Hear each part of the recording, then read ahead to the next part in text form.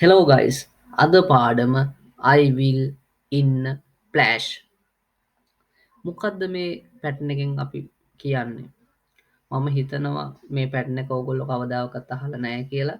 මේ පැට්න එකෙන් අපි කියන්නේ යම් කිසි දෙයක් ටක්ගාල කරන්නම් කියන එක. යම් කිසි දෙයක් ටක්ගාල කරන්නම් කියන.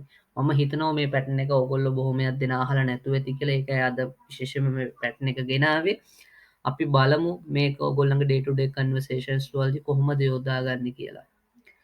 උදාහරණයක් විදිර අපි ගමු මම ටක්ගාල ෂර්ට් එකක් දාගෙන එන්න මේක කොහොමද සිංහල ඉංග්‍රීසින් කියන්නේ.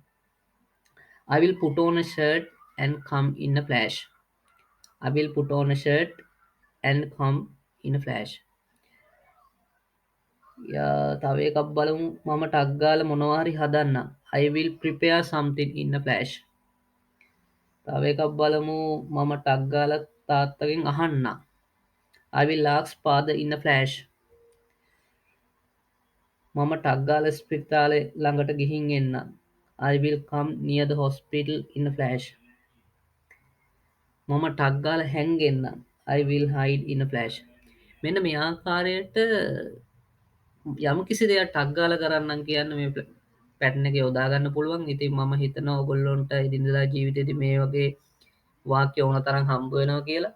ඉතින් මේක ට්‍රයි කල්ල බලන්න පුළුවන් තරම් ඔගොලොන් ඉංග්‍රිසි දැනුම වර්ධනය කරගන්න. එන අදට පාඩමියවරයි. See you guys.